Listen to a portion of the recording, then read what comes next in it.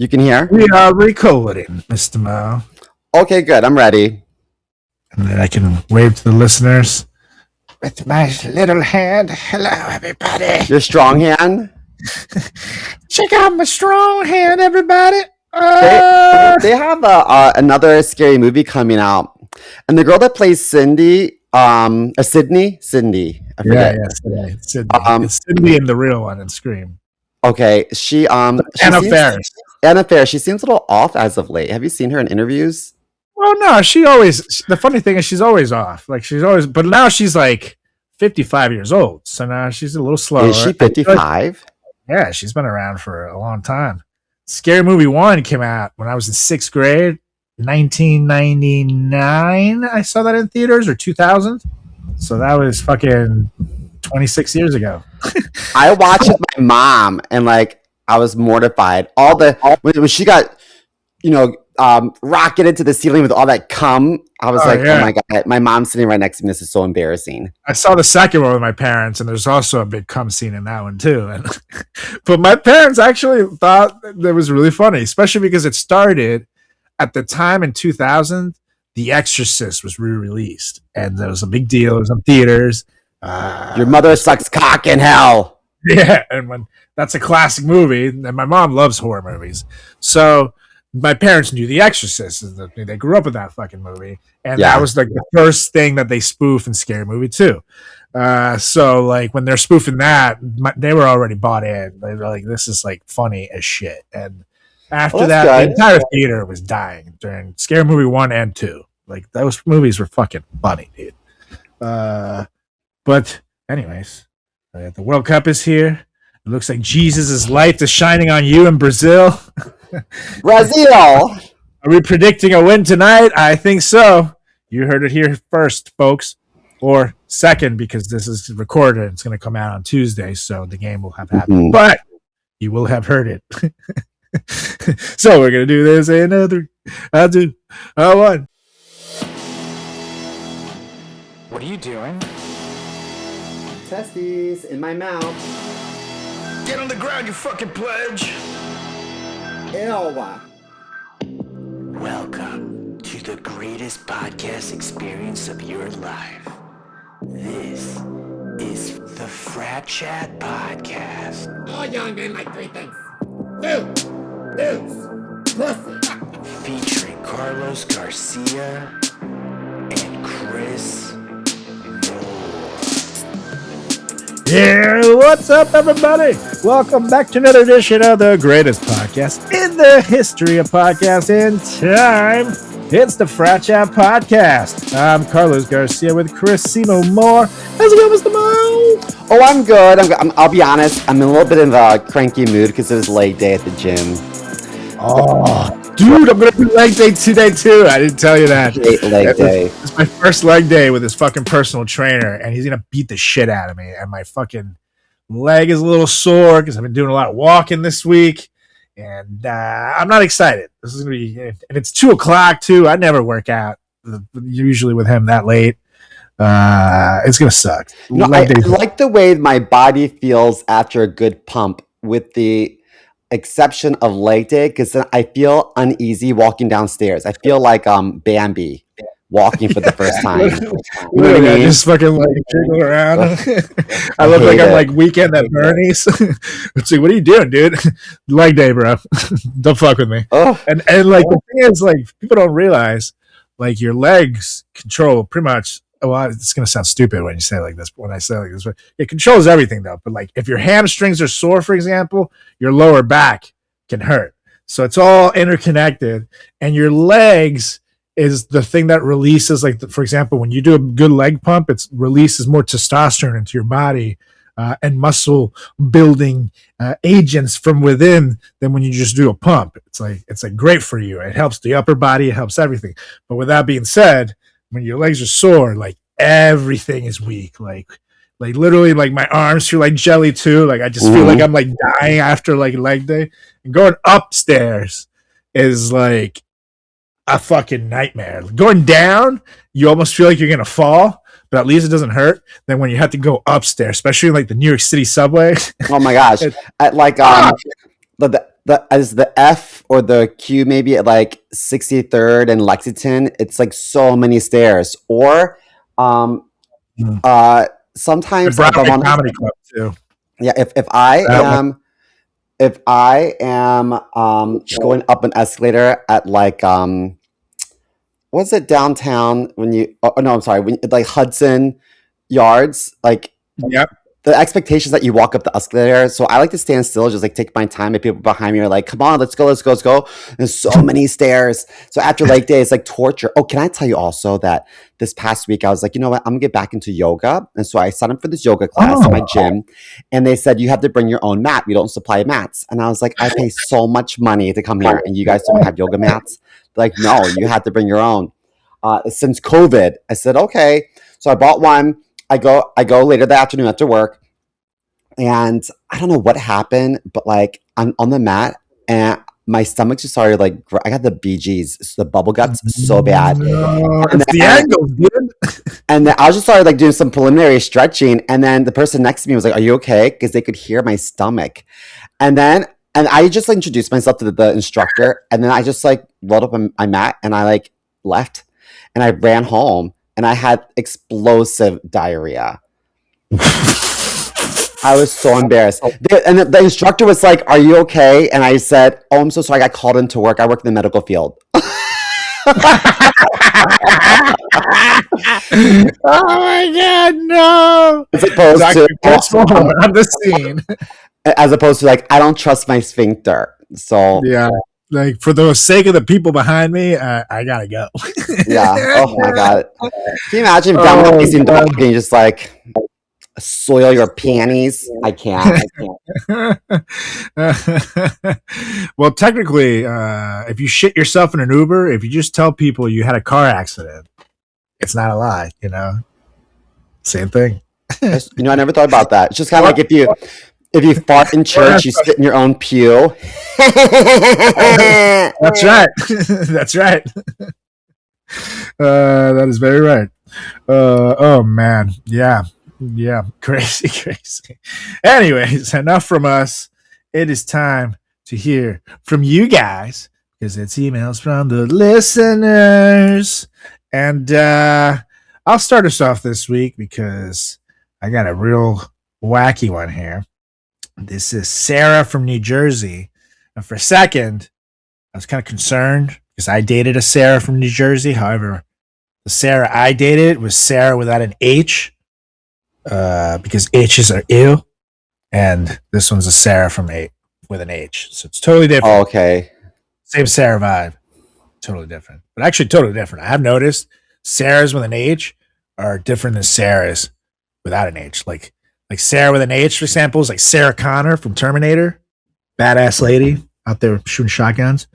Sarah without an H, for example, my ex told me that she got in a fight once, her and her two friends with these other three girls. And I was like, well, what happened? How did it go?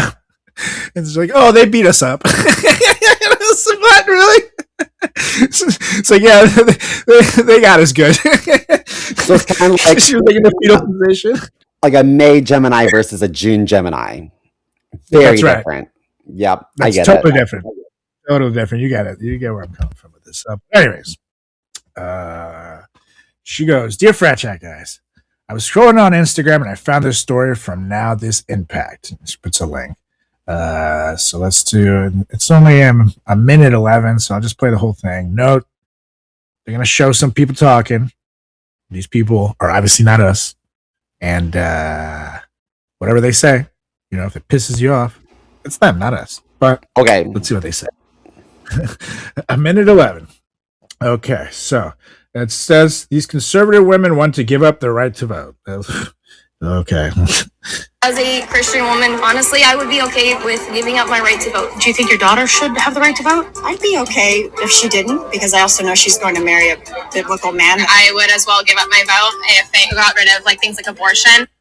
This was at the recent Turning Point Women's event. Erica Kirk got heckled at. You don't want to vote? Fine. Please. Actually, stay home. One of the people who spoke, who's leading this charge, is Savannah Faith Stone, who is becoming very popular online. Just like the manosphere has male podcasters, we have to watch out for their women counterparts because she's out here saying things like this. I believe that it should be a one household voting system. Look how many followers this woman has. The conservative girlies love her. There's this idea called the Overton window, right? That what is socially acceptable can be shifted over time by introducing ideas that seem extreme now, but over time can be more normalized. It's being described as a fringe movement now, but it's growing, so the idea is being amplified. Oh, and I can't speak for black women, obviously, but I noticed it was just us white women at this stupid conference speaking so flippantly about not needing our right to vote. Guess y'all missed that whole Voting Rights Act decision recently, huh? So may I just say, fuck you. As a Christian woman, honestly, I would be okay. All right. And then Sarah says,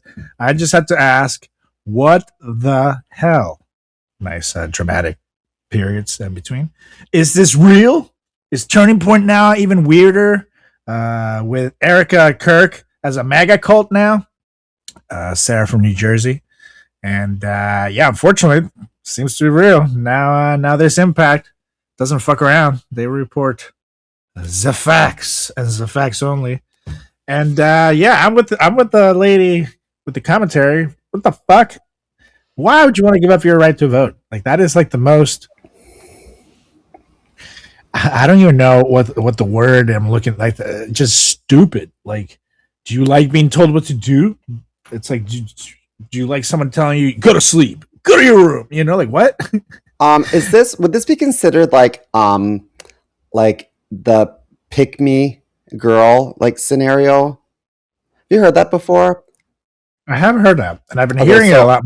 I just Googled it. So there's an AI overview. Thank you, Google. It says, a pick-me girl is a slang term for a woman who seeks male validation by altering her behavior to appear different or superior to other women. Often associated with the phrase, I'm not like other girls. The behavior generally involves putting down traditional female interests or other women to seem more appealing or chilled to men. I don't know if this would be, but I feel like chill. I don't need to vote. It's okay. It's okay. I feel like a pick-me girl is like I feel like a pick-me girl would be like would put down their best interests in order to get male validation. Like I don't need to vote if it I don't means need that, like I'm not like other girls. You'll like me more. I like being grabbed by the pussy. I'm not like other girls. I don't want to be a pick-me anything. I'm not a loser. Please love me. Yeah, no, it is. It's sad, man. It's pretty sad. Here's the thing: if you don't want to vote, just don't vote. It's very easy to not have the right to vote for yourself. Just stay home. You're cool. You don't need to fucking speak up for everybody. If your goal is to not vote, just don't vote. Why are you voting? I'll tell you, this like I don't. Is this MAGA culture? I guess it's I feel like we're going back in time. It's like you're voting because your goal is to not vote, but you could just not vote. Save yourself a fucking day. Understand people, and just you can still take off from work and say you're going to vote. They're not going to fucking verify that shit. And Susan B. Anthony is rolling in her grave right now with these stupid bitches. Literally. It's like, bitch, do you know what I had to do to get the right to vote? For you to decide that you're going to vote so you don't vote? Bitch. Susan B. Anthony's ghost should be slapping you in your fucking sleep. Pulling your sheets and shit. Whoa, like an old-timey ghost. So Erica Kirk got heckled at this event, and someone was like, "You're a pedophile sympathizer," and her face got all distorted. She's like, "Oh, what?" And then she's like, "I hope you find peace and love in your heart or whatever." I don't know, something weird. But I don't think it's so interesting that these like Turning Points and all these like MAGA affiliated type organizations, I haven't heard anyone say anything to denounce what Jeffrey Epstein did, or to say anything they didn't say any. And the crazy, I have to correct you actually, and not to, can't believe I'm going to defend Charlie Kirk. That is, write this down, folks, because this will never, ever fucking happen again. But Charlie Kirk originally did speak out against the Epstein thing, right? And apparently, the Papa President didn't like it. And apparently, right before his death, it was like this whole thing where Trump met up with him and kind of like was like, "Why are you talking about this? I can't believe me. You got to stop talking about it." Blah, blah, blah. And then Kirk went on his show and then went on to say, like, "I'm not going to talk about the Epstein thing anymore." And then days later, zoop, skaboot. I remember that, but I just think that as more information's come out, no one has said anything in honor of the survivors. Like no one like touches on it. No.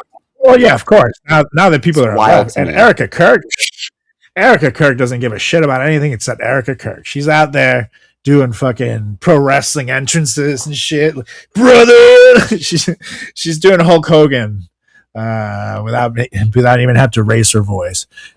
She's just she's grifting and making that empire bigger. And notice it used to be like a home for white dudes who just thought they were cool and edgy because they wanted to be racist and say like shitty things. And now it's mostly like women. Like look at that conference. I don't see many dudes there. Look at Charlie Kirk's funeral. It looked like a WWF, like with like fire displays and like explosions. I mean, if I died and you guys got me fireworks, that would be kind of cool. But her entrances and shit, and I don't know. She just something's fishy here. But and can I just also say, do you know who Stephen Miller is? Oh yeah, of course. Yeah, what a loser, right? And so he's like a Jewish Nazi. Which is like an oxymoron, but I think he is. So his wife, Katie Miller, is such an insufferable cunt. And she just had her 4th baby, and she tweeted that she's so happy to announce that she has a new baby. So she officially has 4 children under the age of 5, and her house is so full of love and laughter. And I thought to myself, your house is full of dirty diapers, a lot of screaming and crying, and I couldn't wish that on anyone else. And so you lying sack of shit. That is like the worst case scenario. I can't imagine anything worse. Stephen Miller ever cracking a joke at home. Hey, honey, today I saw a Mexican get kicked by ice. He looks like a dumpling. Oh no, John's sold dumplings like that. He looks like a he looks like, you know, when people have like ball surgery and unfortunately have to get one removed and it's just one testicle hanging and it's just like it'll change shape and get long and upular, but that's him. He's an old man single testicle. No, I'm going to disagree because balls have hair. Have you ever seen the movie Powder? Yes, actually, I have. It's like Powder, but Powder, the character that played Powder was like in phenomenal shape. Stephen Miller just looks doughy. Oh my god, I haven't seen Powder since the 90s, actually. Yes. Why was he so white again? What was the thing? I know he could handle lightning. Is that what was his power? I don't know. Recessive genes? Like, I don't know. Electricity? It's like albino. Look at him. He can control lightning. It's like, no, stop shocking me with that taser. I'm just albino. I like vaguely remember, but I remember watching that. Especially, I watched it in Venezuela. I'm pretty sure with in Spanish dub, and I just remember he would freak me the fuck out. And at the time, like I had seen some pretty terrifying movies, like all the Friday the 13th stuff as a kid, but Powder, that guy, like I was just like, ugh. I know I was supposed to like feel bad for him, but I was like, ugh, he scares me. Whew, man, you just unlocked a terrifying memory that I did not know I had in there. But anyways, yes, Sarah, we totally deviated here in a way. Yeah, this is real. This is I don't know, man. It's sad. Talk to your girls. They're not going to listen to us. That's the point. Like, you got to do something. You got to have a club meeting.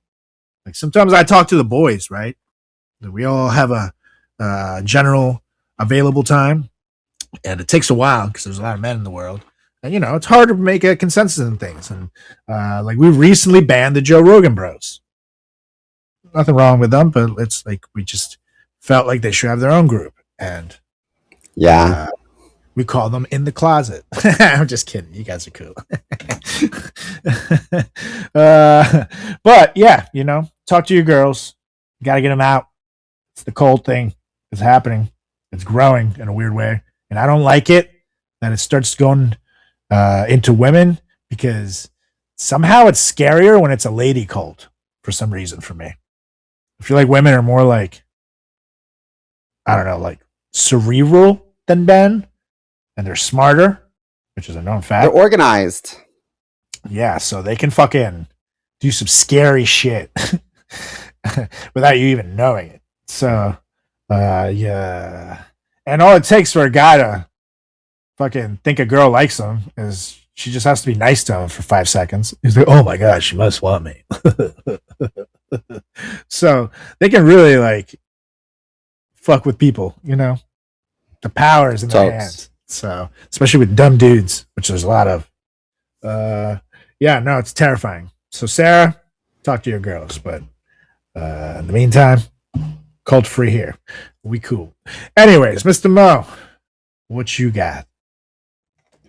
Okay, so this is from Joey from Portland, Oregon. Joey, how you doing? I don't know why I thought he was like an old Italian, but because he's from Portland, so he's probably more like an old stoner, but or a young stoner. Joey. I think that I have a friend named Lauren that lived in Portland, and she said in summer they all sit on inner tubes, they float on the river, and they drag like inner tubes with like coolers of beers behind them. They just like drink beer on the water, like on a lazy river. That sounds amazing. Oh, that sounds dope. Yeah. Yeah. However, the only thing that sucks is the lazy river is mostly pee. People floating in there when they need a bathroom break, their little inner tubes, and they just let it rip. And when you see someone get off their inner tube and they're just floating in it, they're peeing. Yeah. Well, it's like Tough Mudder. It's all pee. But anyways, Tough Mudder is just poop. That's right. Okay, so Joey from Portland wrote, "Dear Frat Chat, I remember Dakari saying that he would be replacing Tuberville if he wins the Senate seat.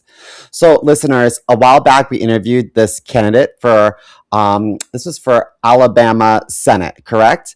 Dakari is like a really nice guy, and I'm hoping that, yeah. So there's a runoff right now for the primary. So I'm really hoping that he wins the primary. He wins the primary and is able to run in November. So fingers crossed, guys. But so this guy says, I remember Dakari saying that he would be replacing Tuberville if he wins the Senate seat. Have you seen his stumble down the stairs? Pretty rich considering he mocked Biden for slipping on the stairs during his term. What are your thoughts? I watched. Have you seen this video? No, let me see. Let me see the link. Here's some audio. That same Tommy Tuberville who mocked President Biden. Okay. Let's see. I'm going to show you what. I had it. There we go. Here he comes. Down the steps. With a suitcase. And then 1 step, 2 step. Pretty good.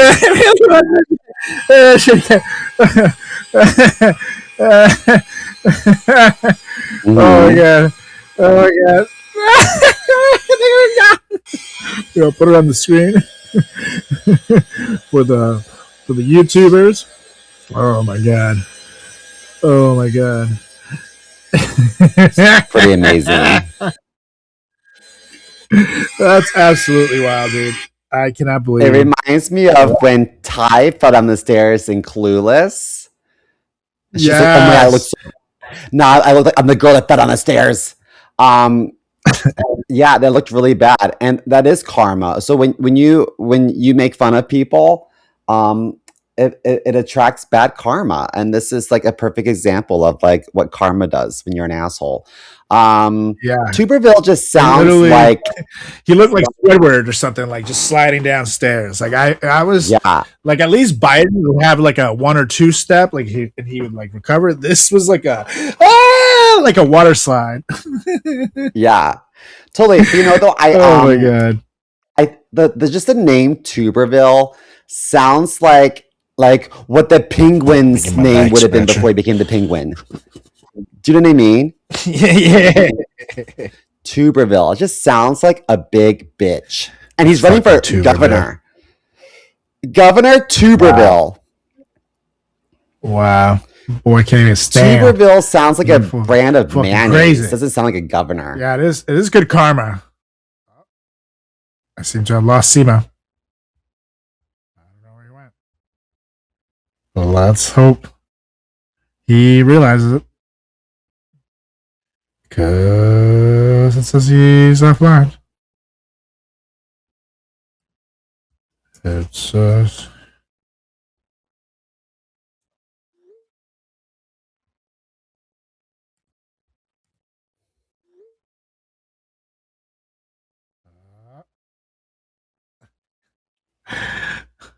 Well, this is the time where I eat my yogurt.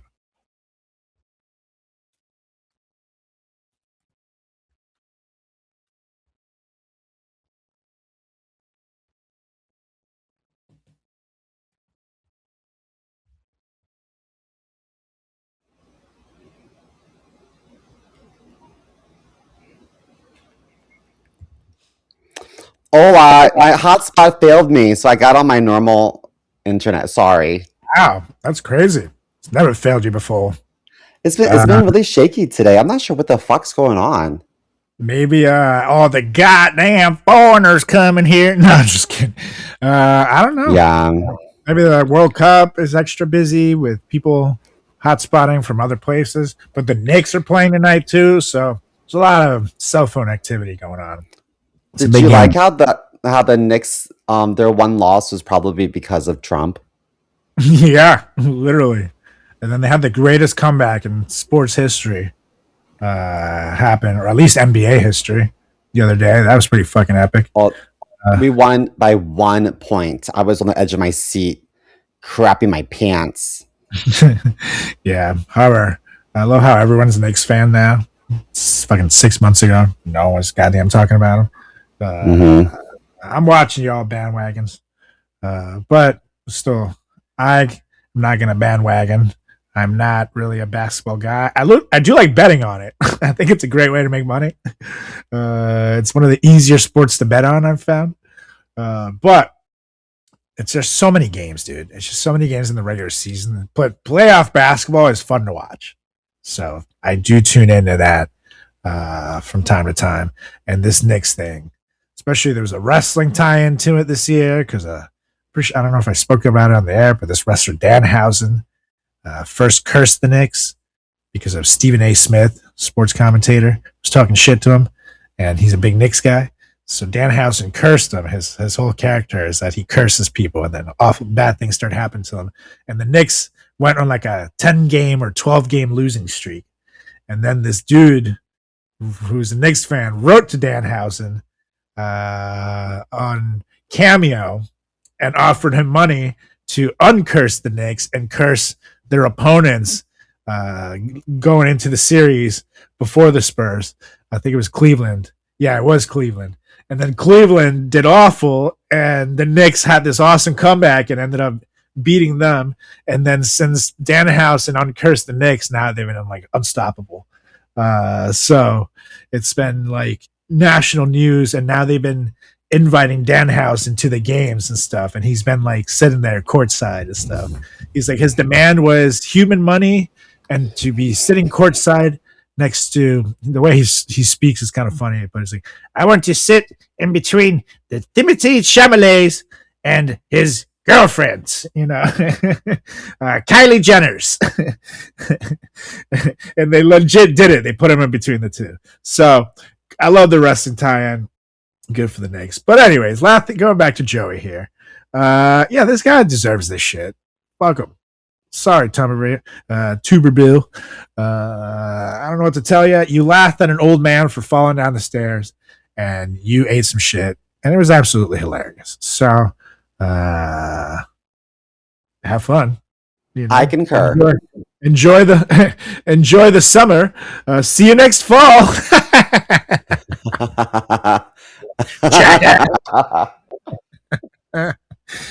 Anyways, it is now time for the news.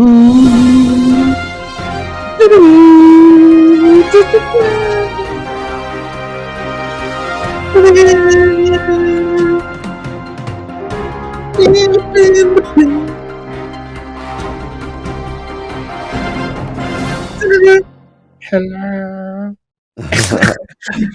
Welcome to the news.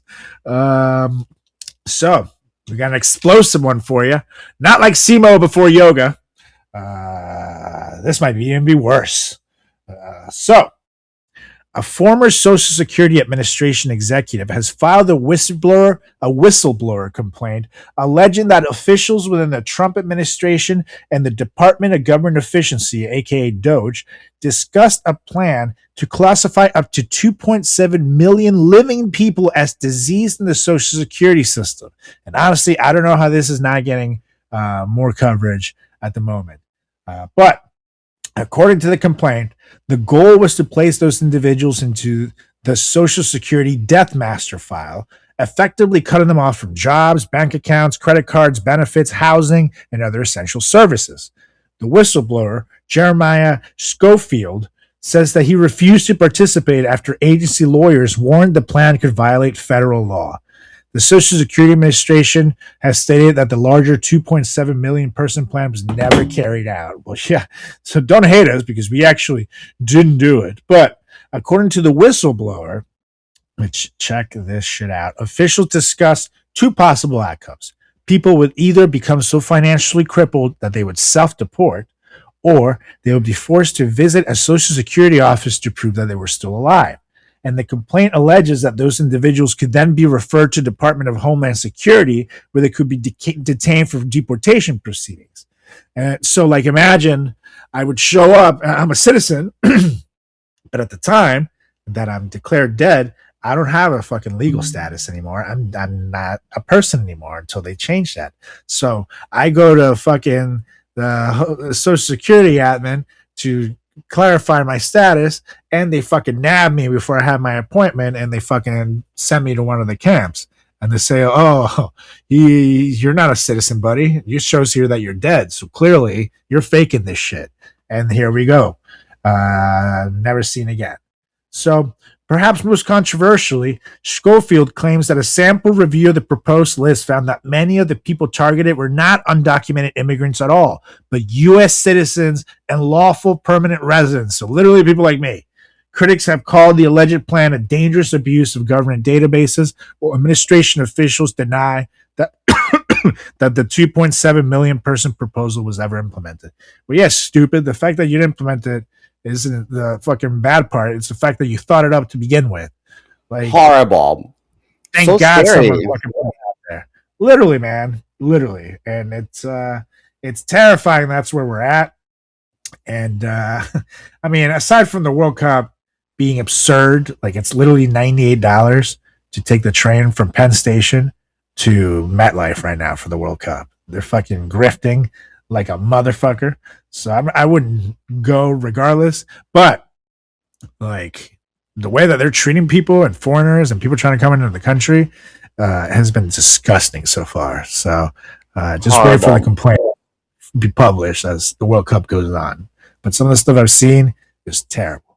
I hope this whistleblower has some good security. I know, because unfortunately, that's what happens to a lot of good whistleblowers for important things like that. So, Schofield, you have a cool name.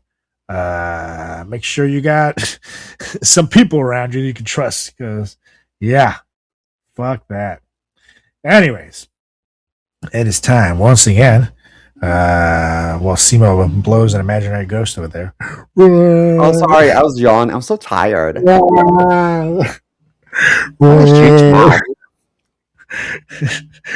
But it's time for Not the Drag Queens.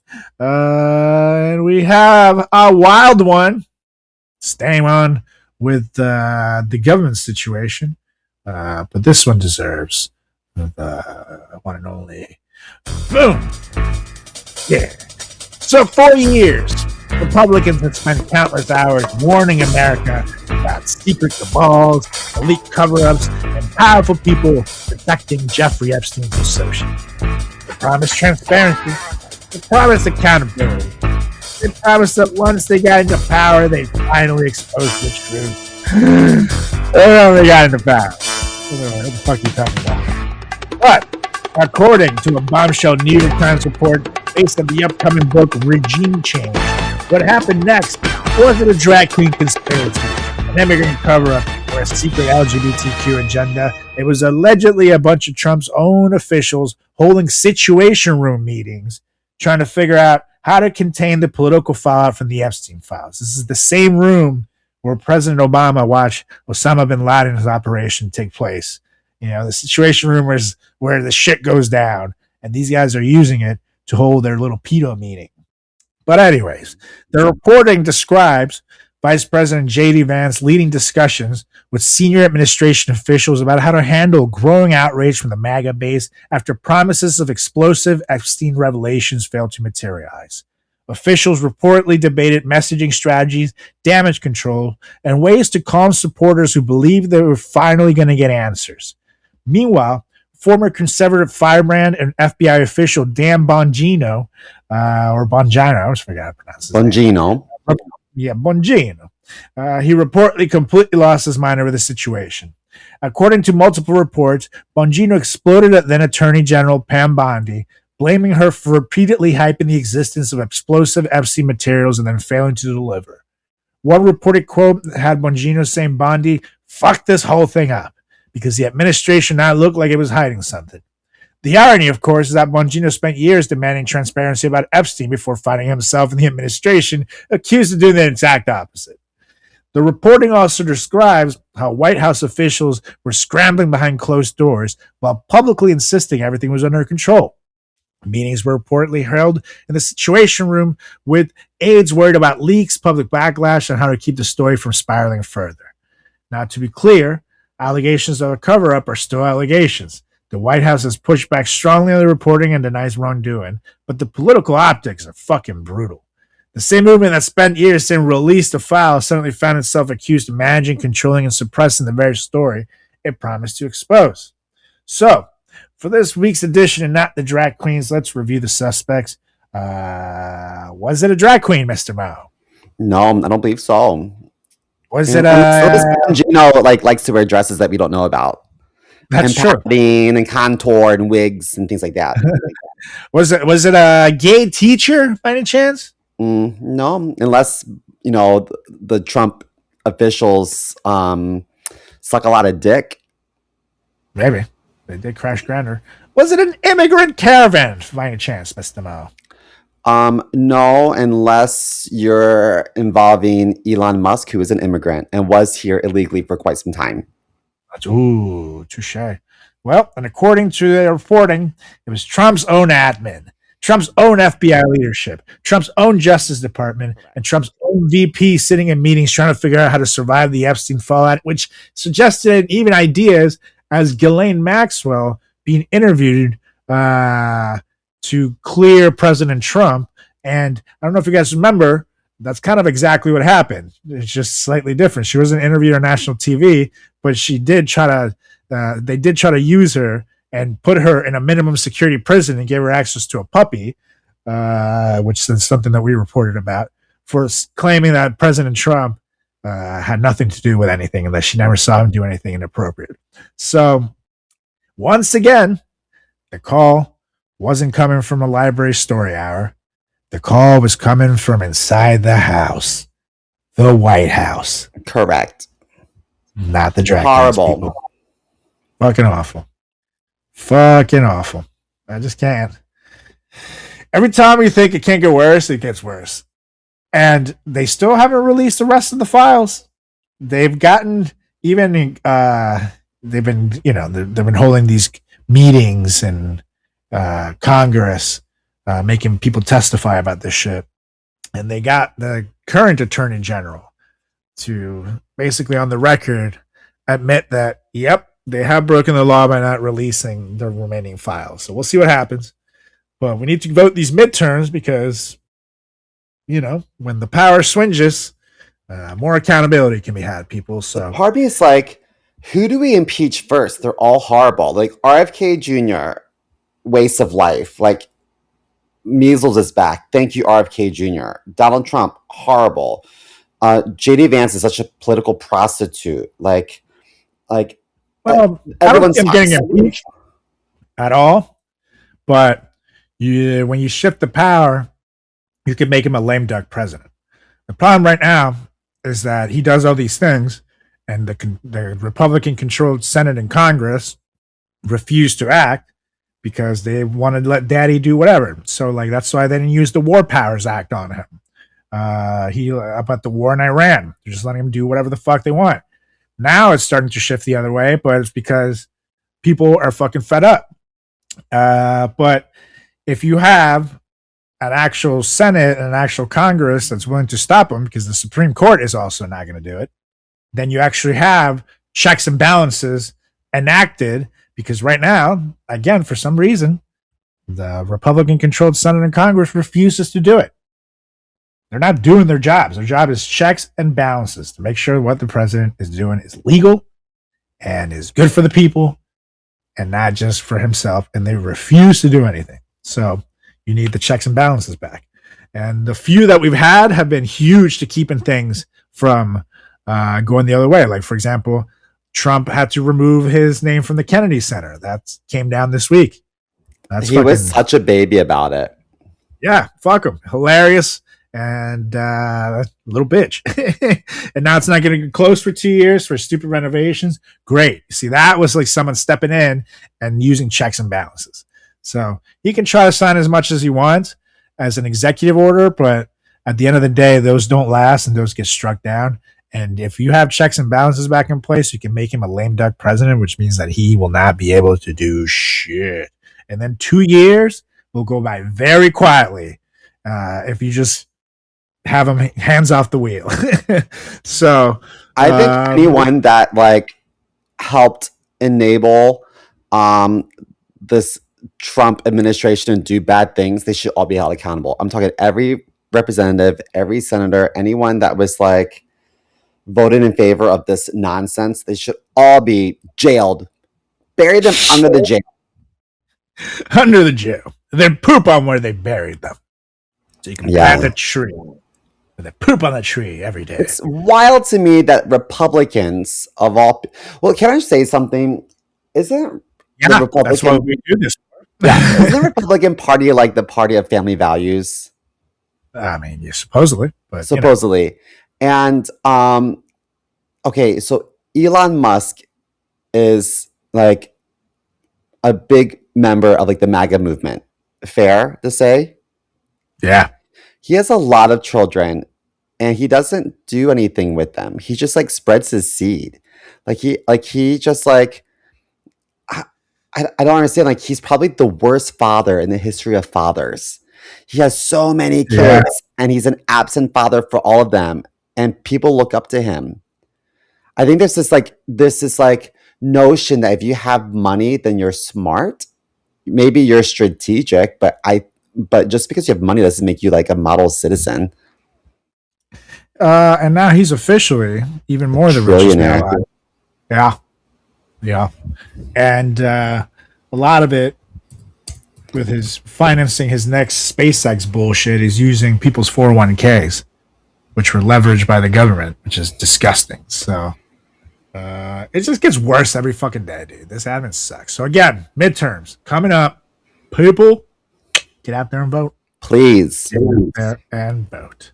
Anyways, Must Mo, it is time for us to rock it because the World Cup is here.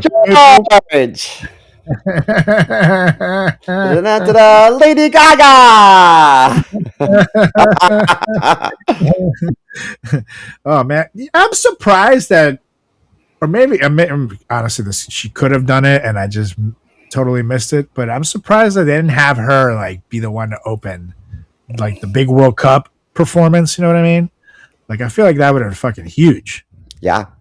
She is like so worldwide, and her thing is colorful that I don't know. I just feel like she would have been quite cool, quite good at it. Oh, that's just me. Next time.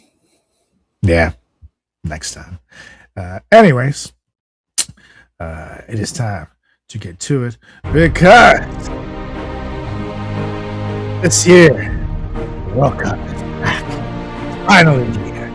For the next month, billions of people around the globe are going to stop pretending that they don't care about soccer and suddenly become experts on formation, offside, why their bartendership started at left wing. And if you're one of those people who only tunes in every 4 years, well, we've got you covered.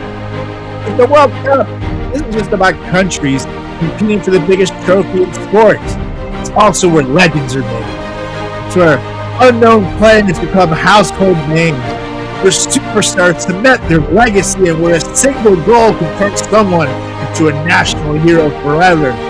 So, whether you're a diehard soccer fan or someone whose entire knowledge of the sport comes from Ted Lasso and that guy at work who won't shut up about the Premier League, we've got together a list of the 10 super skilled players absolutely need to watch in the 2026 FIFA World Cup.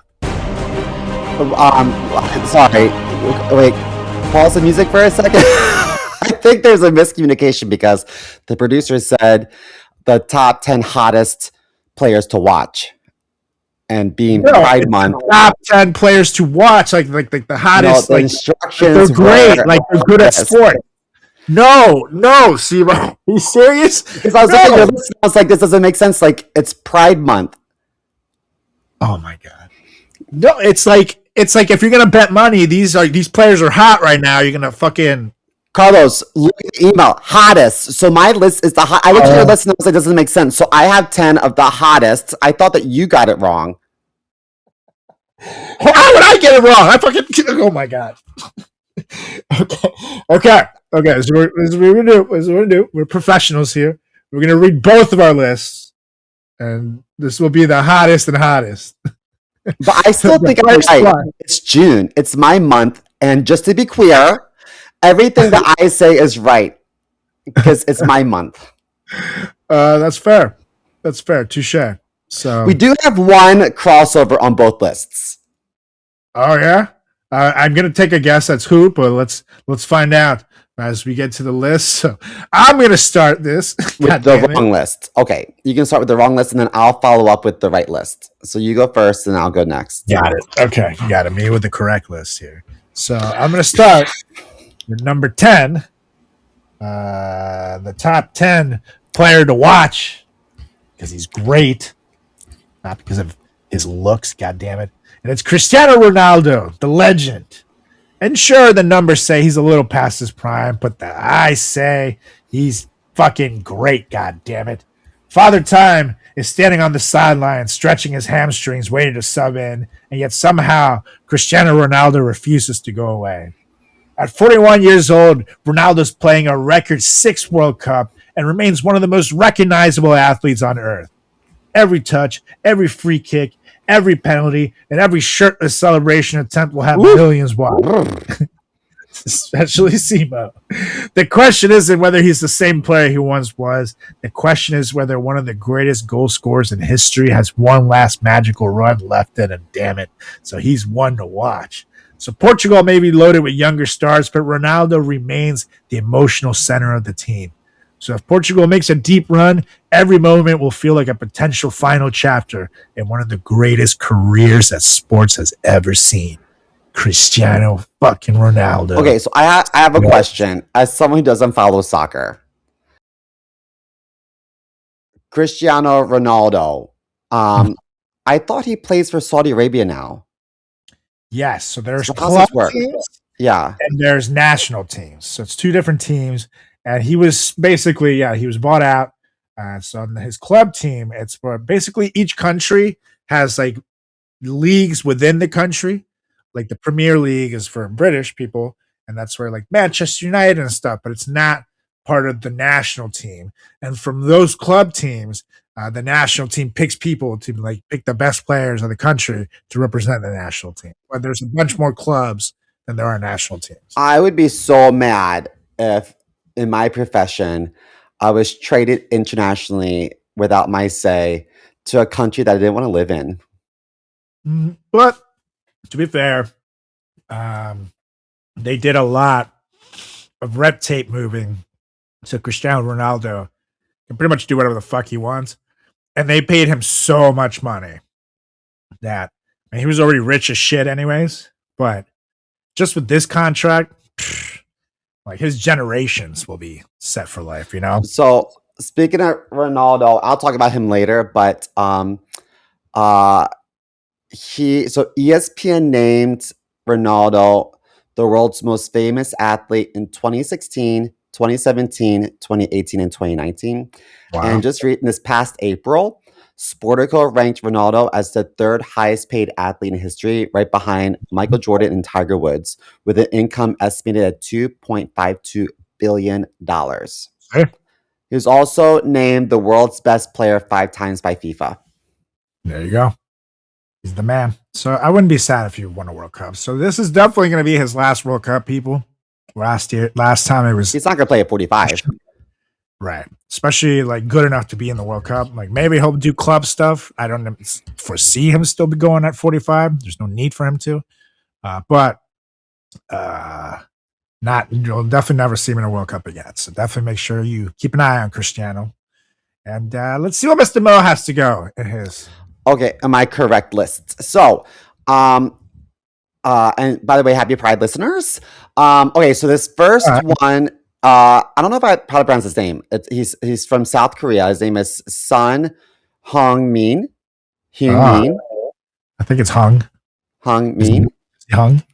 He's from South Korea, but I think he plays for Los Angeles. So, but I guess World Cup rules, he's probably plays for South Korea, right? Yes. If he's South Korean, he would play for South Korea. And South Korea just won, I believe. So, I mean, he's universally beloved. He's charming, incredibly attractive, looks like a K-pop star. He's widely regarded as the greatest Asian player of all time. Wow. He's a do-gooder, and that's an attractive quality. Like, he's always donating to everything all the time. He was raised right. He has an extensive brand portfolio managed by CAA Sports. So his primary corporate and endorsement sponsors include Adidas. I think this is his most prominent and longest running athletic sponsor, providing his signature footwear. As far as like luxury and fashion is concerned, I think that he's like a high profile global ambassador for Burberry, Calvin Klein, and Tumi. As far as electronics and consumer goods, he has partnerships with Samsung and personal care brand Gillette, like razors and things, you know. I think that he has endorsements with Pepsi and Gatorade, which is huge. And I don't know this stuff, but online it said that he was a brand ambassador role in South Korea for financial services, which includes like Hana Bank. I never heard of it, but this guy is sexy, and when you are athletic, successful, and beautiful, it pays. It pays to be a good-looking guy. So that's why he's the face of so many things. So that's my number 10. And then you can find out if what they said about Korean man is true. You know, What do they say about Korean men? and they can cook really well. Oh, okay. Yeah. What did you think I was? Never mind. We'll talk later. I don't know. Anyway, yeah. If you see this guy on Bumble or Grindr, wherever the fuck you see him, swipe right, people. He's good for you. On to mine side of the list.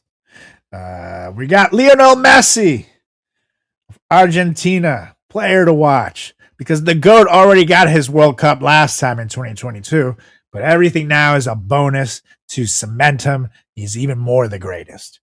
Like Cristiano Ronaldo, that's one thing he's missing to finish out being one of the greatest of all times. He's got so many awards already and won so many trophies. He needs the World Cup. Lionel Messi already got it. But he enters the tournament at 38 years old, likely also making his final appearance on soccer's biggest stage. And while he's no longer running circles around defenders for 90 minutes, his vision, passing, ability to create magic out of absolutely nothing remains unmatched. And what makes Messi must-watch television is that every game feels historic. Every assist could be his last World Cup assist. Every goal could be his last World Cup goal. And Argentina still believes it can repeat as champions, and the team is good, damn it, so they can. And Messi remains the player everyone on the field is looking for when the game is on the line.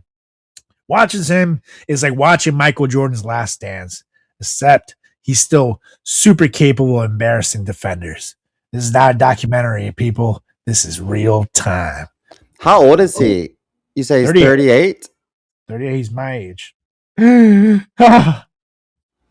kind of hurts extra hard when you hear that someone's your age and they're saying that he's too old now. Well, if it makes you feel any better, when I was modeling, I started at 21, and I was told by a lot of auditions that I've already missed my prime. And I did it for a few years, pretty successfully, thank you. But I was constantly told I was too old, and I was like, "What? I can't even like rent a car. How am I too old for anything?" You know, with this voice, I'm like, my balls haven't dropped. So, this guy, this next one on my list, this cutie patootie, strong-jawed, masculine, understated, sexy Ruben Diaz. He's from Portugal, but he plays, I guess his club team is Manchester City. Manchester City. See, now you're learning. There we go. Okay. So he's such a babe. Ruben maintains a highly curated sponsorship portfolio, emphasizing premium selective global partnerships rather than like a large number of deals. So a lot of these guys on the list have like a million sponsors. They're like, I'll do whatever. If it pays, I'll do it. He's like, whoa. I want to make sure that I maintain an elevated an elevated persona. So he's like, I want to be fancy with all my deals. So his primary commercial endorsements and brand ambassadorships include Nike. So he's been a global brand ambassador since 2018. Wow.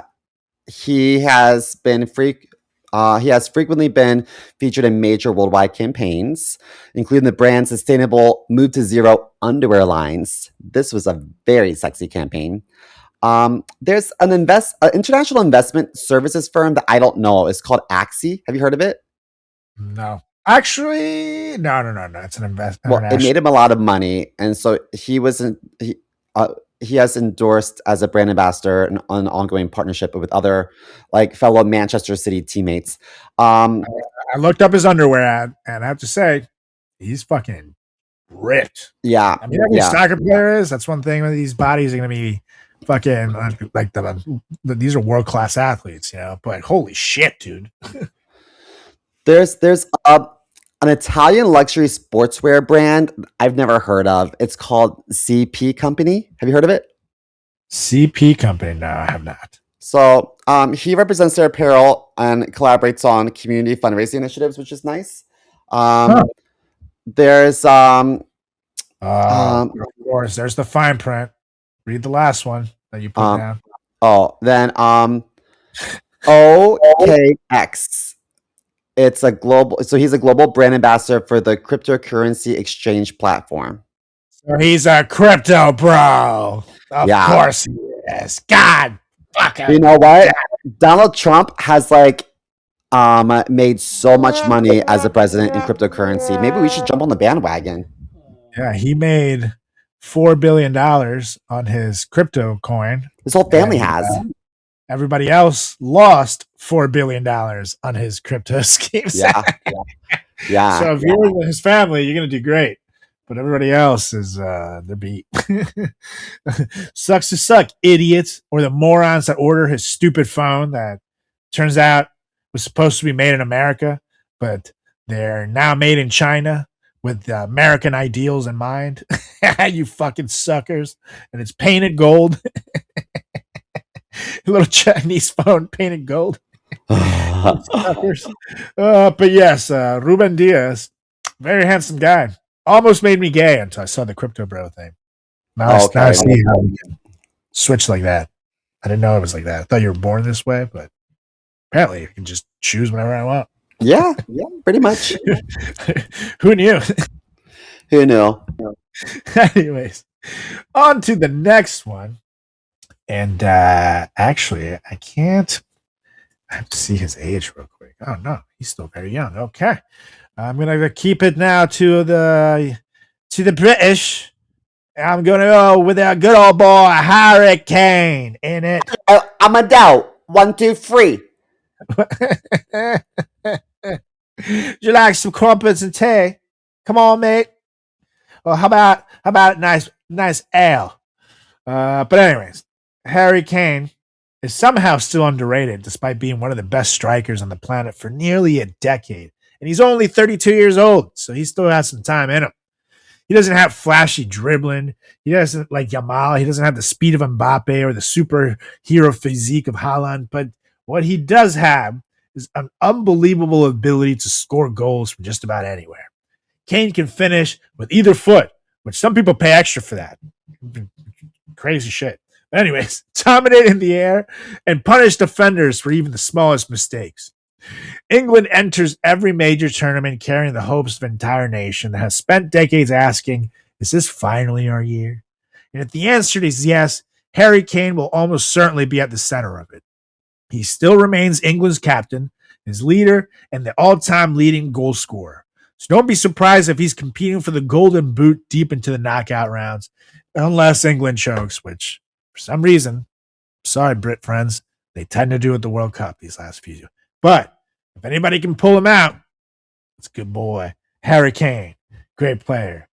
Number 8 on my side to watch because he's great.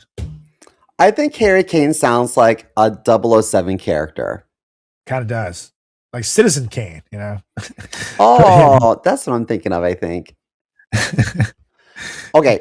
Also Pimp Daddy Kane, but, you know. True.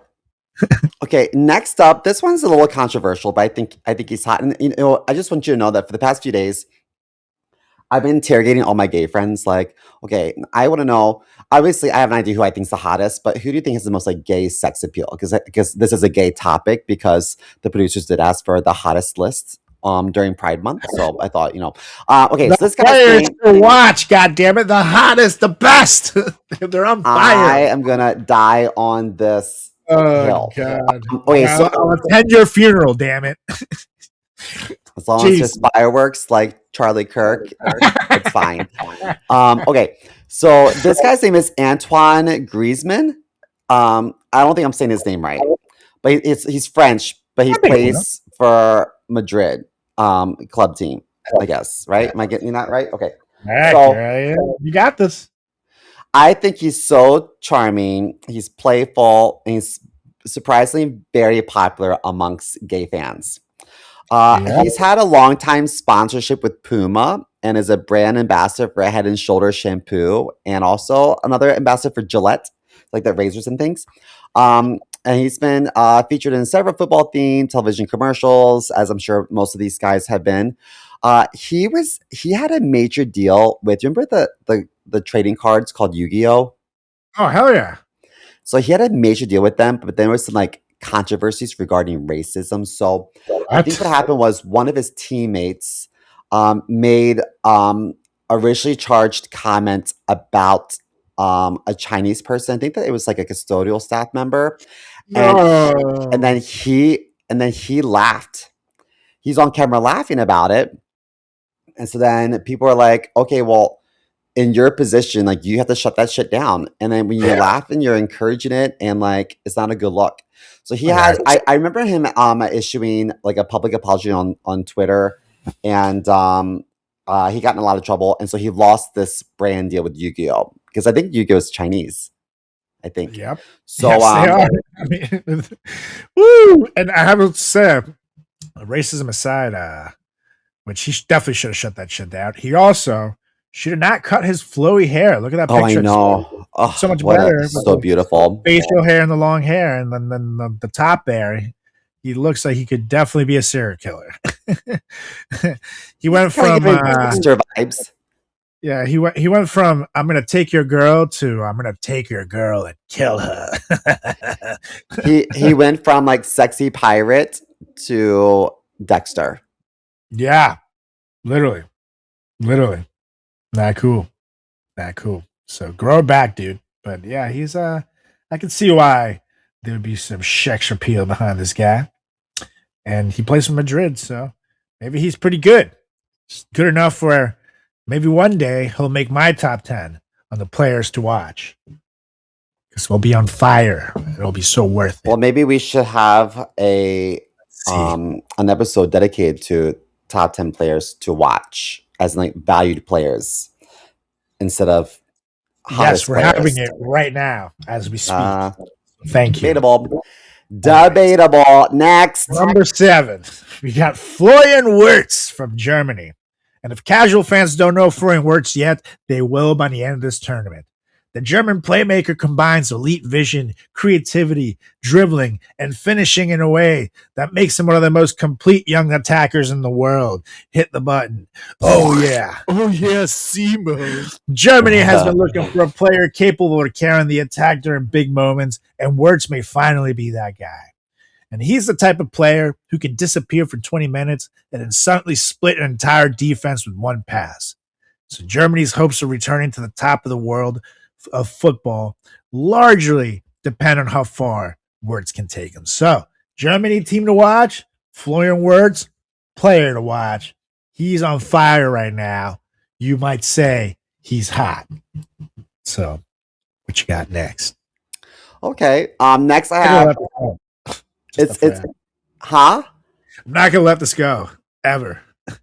Ever. We'll see. Go on. This guy's name is Alisson, but it's a guy. Alisson Becker. He's from Brazil. Just kidding. He's from Brazil, but his club team is Liverpool. I guess that's England, right? Yeah. Liverpool. Maybe he knows Harry Kane. That's like Beatles. There's like Liverpool, right? That's right. I think he's super handsome. He has a nice beard. I can't grow a beard. I'm 41. I can't grow a beard. He's a warm smile and he has really hot dad energy. What I think is super sexy about him is that so he married a doctor as opposed to like a supermodel, because a lot of these guys married like supermodels. He married a doctor, and in May 2019, he was appointed a Goodwill ambassador by the World Health Organization. So he really focuses on like saving the world from a health perspective. He's a brand ambassador and endorsee for Rouge Goalkeeper gloves and has modeled for luxury fashion house Ralph Lauren. Wow. Good for him. Yeah, sexy fucker. And I'm wearing a very similar jersey to what he's probably wearing this week. Yeah. Except mine has my name and the number 10 on the back of it. Yes, the most legendary number 10. Move over, Pele. Chris Moore is here. Correct. Oh my God. And he's another one that, again, used to have this great flowy hair. Yeah, I prefer the long hair. And then he cut it. And here's the funny thing: I never necessarily like. Obviously, I keep my hair short. I'm not like a long hair guy normally. But there's some people like when you Google them, they look better with long hair. Let me show you this dude. This is the guy, same dude. Look much different with the hair flowing all over the place. Or right, just the face. I like how you zoomed it in, and that's literally look at that shit. The hair looks better longer for him because the beard looks cool. Long hair. Yeah, he looks better. So, Allison, grow the hair. You already have the lady's name. Who cares if you have a lady's hair? Yeah, it's true. Just it is what it is. When it looks better, it looks better. That's all I'm saying. Man, anyway, his body is amazing. Yeah, he's ripped, especially you think a goalie wouldn't need to be so ripped, especially just stand there. And then obviously you have to jump and shit, but like even the pigeons are hooting and hollering for him. You hear that? Hoo. Take it off.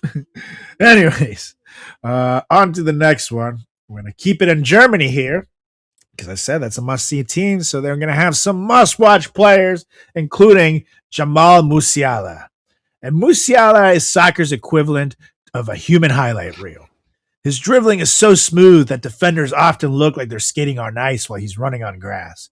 He glides through traffic. He creates chances out of nothing and plays with a confidence that makes him one of the most electrifying players in the tournament. Germany has arguably the best young attacking duo in the world with Musiala and Wirtz. So if Germany makes a serious title run, Musiala could emerge as one of the breakout superstars of the entire World Cup. So keep an eye on him, people. Musiala sounds like Mussolini. Kind of does. I was trying hard not to picture it and not get that typo. But, he gets a pass because he's so good. He's so good. Okay. The next one I have is Jack Grealish. He's from England. Another Brit, ain't it? Let me tell you, his calves alone have their own fan club. And what is also sexy about him, he's an amateur DJ. And he's even gone on record to be like, listen, like, if I wasn't a football player, then they say footballers. If I wasn't a footballer, he's like, if I wasn't a footballer, I would be promoting clubs as a DJ like all over the world. So he does have excellent calves, I have to say. Yeah. So he's built a highly lucrative portfolio of sponsorship and endorsement deals, headlined by a record-breaking boot contract with Puma. A lot of these guys have a lot of deals with Puma. Puma and Adidas and Nike specifically. But meanwhile, you just have a lot of deals with Pooh. Yeah. Tushy, can you hear me? Call us back. We miss you. He also has an unprecedented ambassador role with Italian luxury fashion house Gucci. That's huge. Mm-hmm. So he joined Pepsi's stable of football icons in 2024 to star in their major Champions League advertising campaigns. Oh, wow. You know who else was a Pepsi person? Britney Spears. I mean, like, if you're a spokesperson for Pepsi, like, you've made it in life. Yeah. You, Britney, Michael Jackson, for God's sakes. Like, you made it. Good for him. Beyonce herself. A lot of people. Wow. Actually just saw an old school one where it was like Britney, I think Pink, maybe even Christina Aguilera, and someone else. It was like all like the hottest singers. Beyonce, right? Oh, Beyonce, yeah. It was that ad. And man, that thing was so iconic. Like, it was like a Greek like the Coliseum thing. Yeah. And they're all dressed badassly and it looks so good. And it's like maybe Gwen Stefani was in it too. I can't remember, but it was definitely the other ones that I know were in it. And like before, there was like a time period a couple of years ago where the word iconic was being overused for everything. No. That shit was iconic. That was fucking dope. Did you see Pink hosted the Tonys? Wow, what a phenomenal! You haven't seen any of these clips? Later, when you get a chance, just look at some of the clips from her hosting this past week of the Tonys. She is such an incredible performer. Wow. Yeah. Well, Pink is amazing. I will give it to her. But she's strong too. Like she's like a gladiator. She's fit. She really has. She's always been like kind of fit, but like she has the thing I like. She has like the little like V cut here. She's always been very fit there. Great abs. That's like that's not easy to fucking have. Like you have to do like a lot of leg raises and shit. So her discipline must be insane. Anyways, up next now, we're going to Norway, and the guy's name is definitely Norwegian. It's Erling Haaland. Imagine a Viking built in a laboratory specifically to score goals, and that's Erling Haaland. For years, soccer fans worried that one of the world's best strikers might never appear in a World Cup because Norway couldn't qualify, but now he's finally here. Haaland combines ridiculous size, speed, strength, and finishing ability into a package that seems unfair. And reading that back, I should have not wrote it that way. So much size, speed, strength, and finishing ability into a package that seems unfair. I want to see that package. Yeah, show the package. I don't need silver with that. It's curved slightly to the left for maximum comfort. Nice. Anyway, Simo. He doesn't need many chances.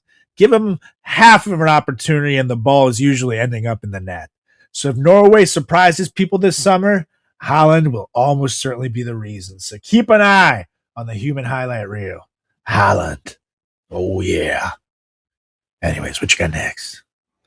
Next up on my list, I have this guy I think looks more like a luxury fashion model than a goalkeeper. His name is Kevin Trapp. He's German, but plays for... Huh? Does he play with like a infinity scarf or a turtleneck? Is that what I'm seeing? Potentially. That's he plays for Club Paris, but he's German. So what I think is really sexy about him is that in addition to speaking German, he speaks 5 other languages, which is I guess pretty common for like Europeans. He speaks Portuguese, Spanish, English, French, and like basic Italian. Good for him. All the cool languages. He's a long-term athletic and equipment sponsor. I'm sorry, Adidas is he has a sponsorship with Adidas, providing his goalkeeper gloves and boots. I'm not familiar with this. I have here Mers Aesthetics. So he's a brand ambassador alongside his fiancée supermodel Isabelle Goulart for their EMEA region campaigns promoting holistic care. I don't know.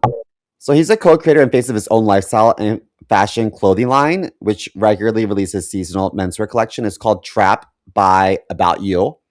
And also I think it's kind of cool because I can't really handle dairy. So he's an oat milk entrepreneur. So he's an investor and co-founder of a German oat milk company. Meanwhile, if you drink milk, you're an entrepreneur. Yeah. Damn, dude, his fiance is a baby. They're going to have the most beautiful kids. Because she's like a fitness model. Mm-hmm. So like I'm watching her right now jump rope in a thong. And I'm like, wow, I could watch this for hours. But she's extremely fit. They're going to have like supermodel children or like Olympic athlete children. Yeah. And they're going to be gorgeous regardless. It's just going to be their choice. Like, do I want to go into modeling or be a superhero? Like, there's no in between because they're both extremely beautiful. Wow, I'm jealous. Good for him. Handsome boy. Pretty lady. Okay, on to the next one. On my side here. We're going to Brazil because we have to go to Brazil. Yeah. Oi, tudo bem? Bem-vindo. Yes, okay. And now joining the ranks alongside Simo here, number 10 in Brazil, is Vinicius Jr., because nobody terrifies defenders quite like Vinicius right now.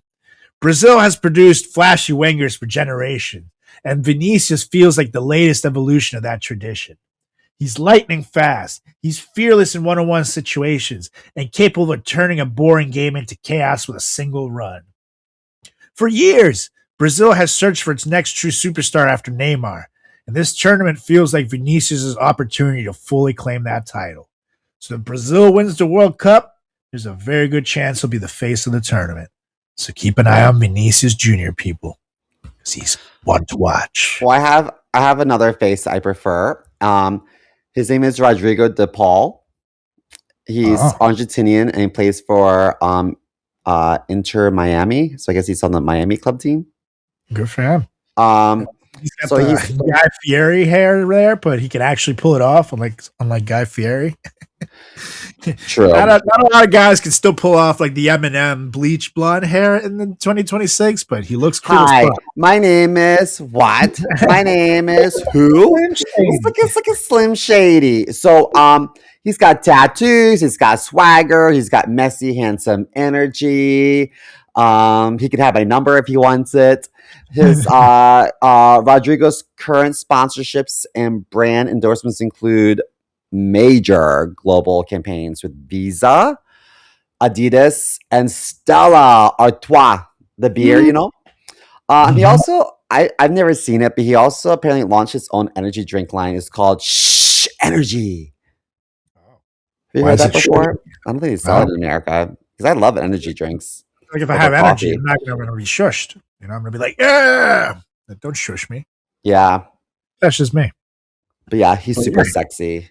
He reminds me of like a edgier version of what's his name? Beckham. David Beckham. I was just thinking that actually. He kind of does look like Argentinian Beckham. That's wild. You can't go wrong with David Beckham. He's still beautiful. I saw him in the crowd at the US game. That man does not age. But anyways, up next, speaking of England, we have Jude Bellingham. Another player to watch because some players are stars because they score goals. Some players are stars because they create goals. And Jude Bellingham somehow does it all. He's a midfielder who defends, attacks, scores, creates, leads, and occasionally looks like the best player on the field, regardless of position. And at just 22 years old, he already carries himself like a veteran captain. England enters every tournament with massive expectations and usually finds creative ways to disappoint everyone. However, Bellingham is the player most likely to change that narrative. So if England finally wins a major trophy, he will probably be at the center of it.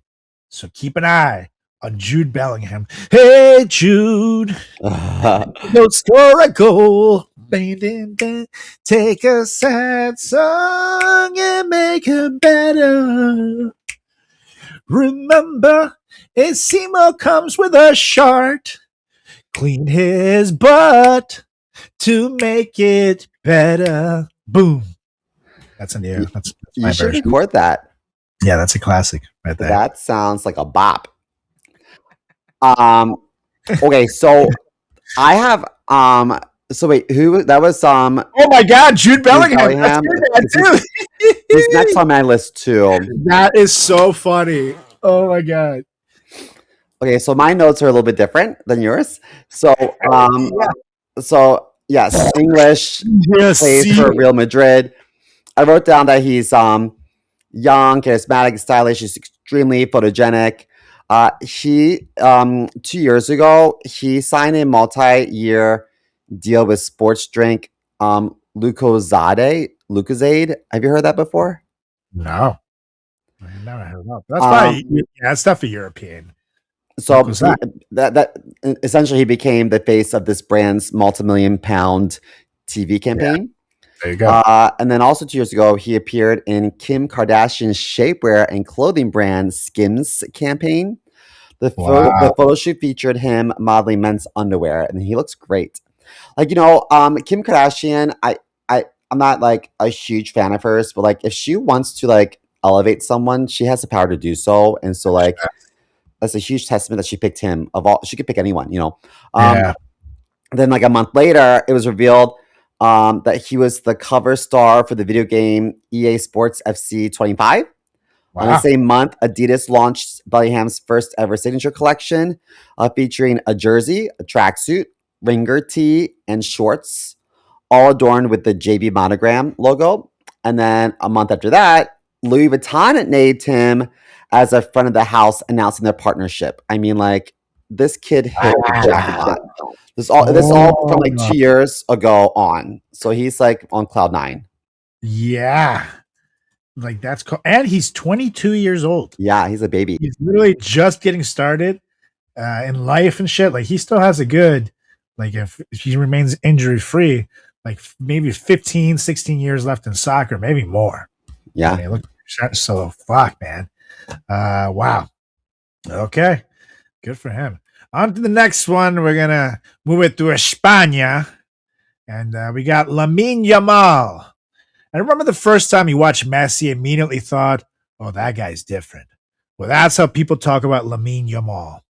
At only 18 years old, he's already one of the most exciting players on the planet. His dribbling, his creativity, his confidence, and the ability to make defenders look foolish have led many to call him the next global superstar.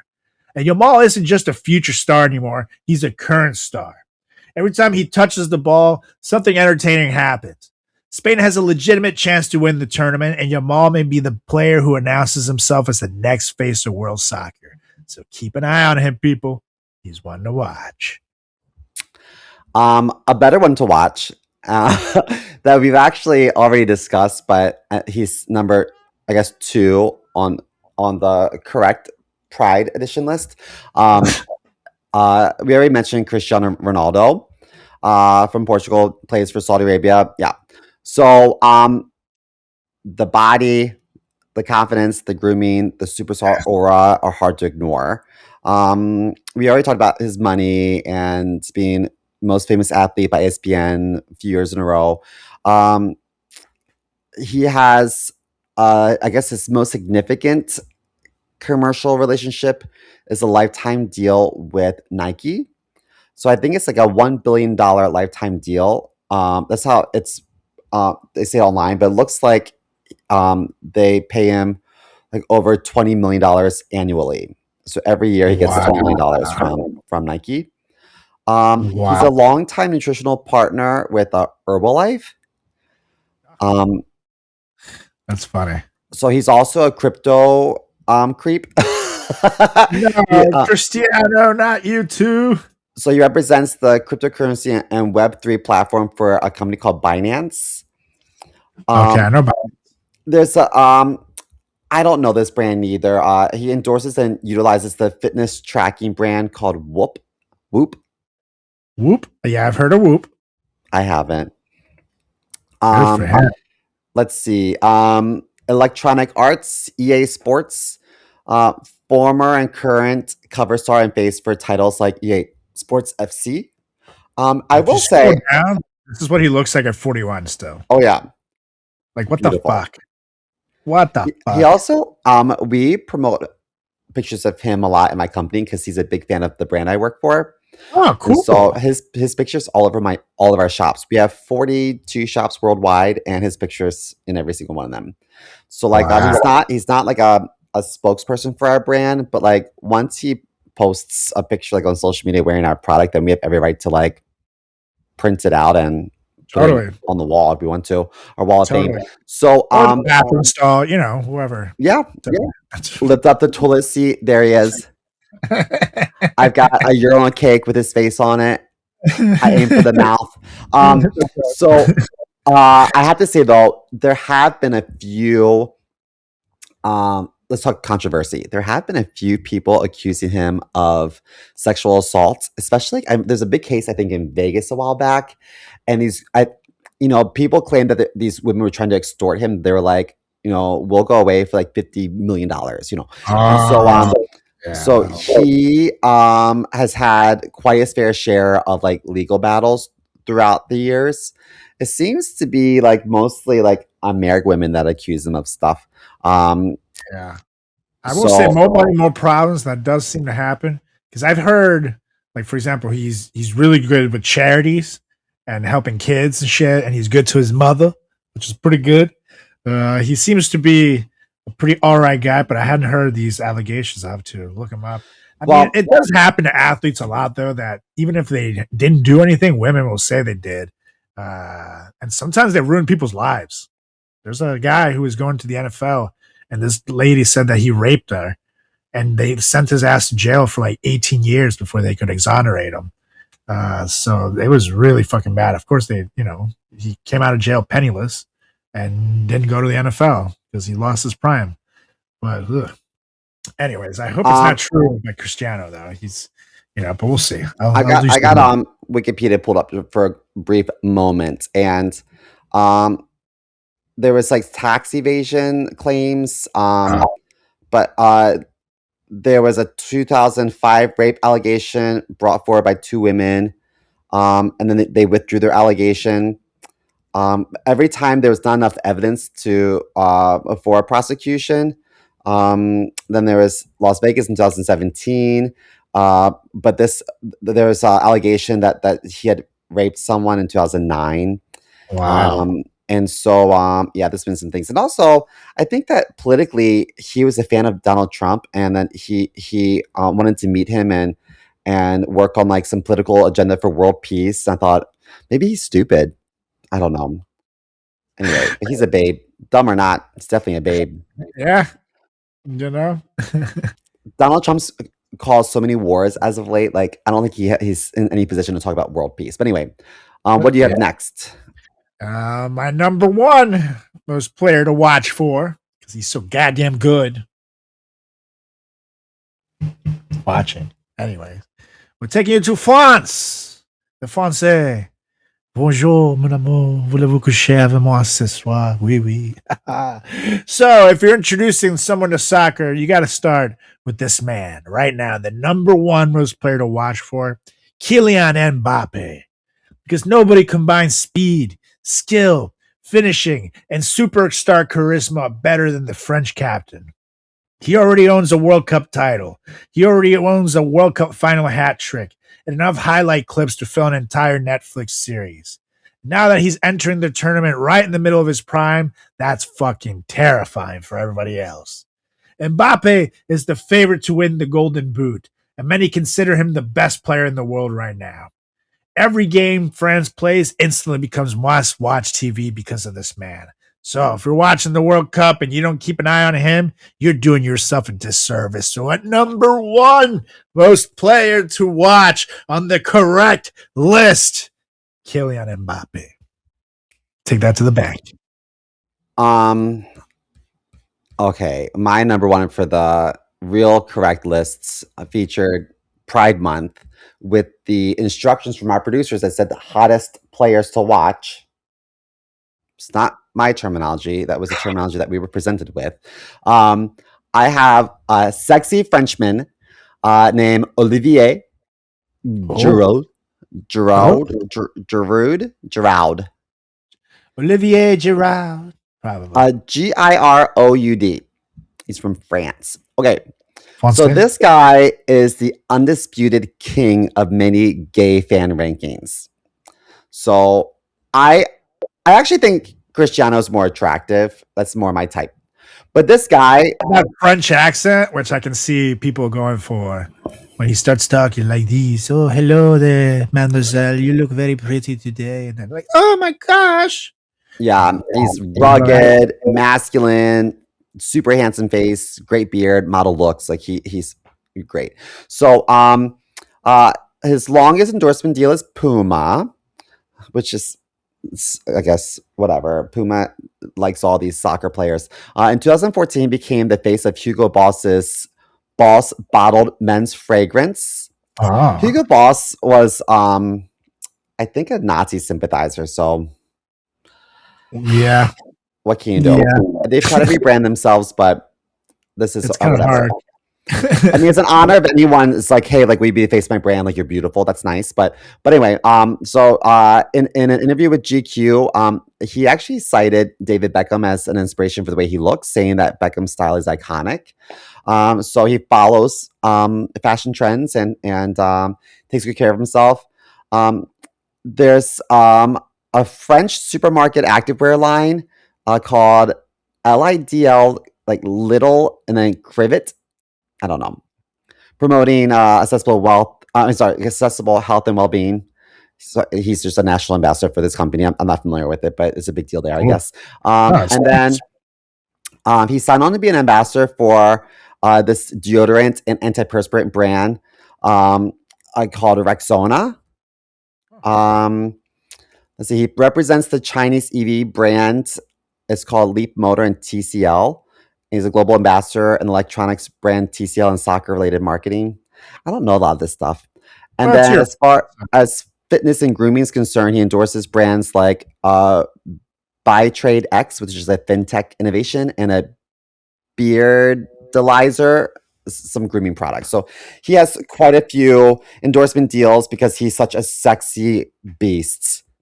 Yeah, and when you have a great beard like that, all the grooming products, they're gonna fucking try to pay to show it off. So good for you, good for him at number 1 on the incorrect list, but still a very good list.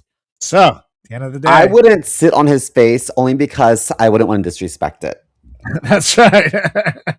Just sit on the eyes. You can just blink that.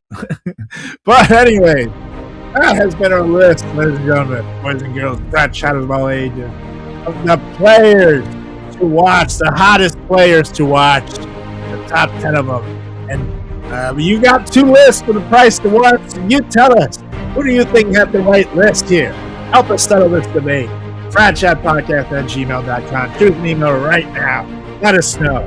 Also, let us know if you have any other players that should be on either of our lists, mostly mine, the correct one. And also, choose some topics. Ask us some questions. Who knows from the listeners? You name it. We need you. FratChatPodcast@gmail.com. Also, make sure you give us a follow on all social channels at FratChat Podcast. That's on Instagram. That's on Facebook. That's on YouTube. That's on Threads and Twitter/X. You can also give me a follow. Check out my website, CarlosRiskKidComedy.com. You can also check out all my socials at Carlos Does the World. That's on Instagram.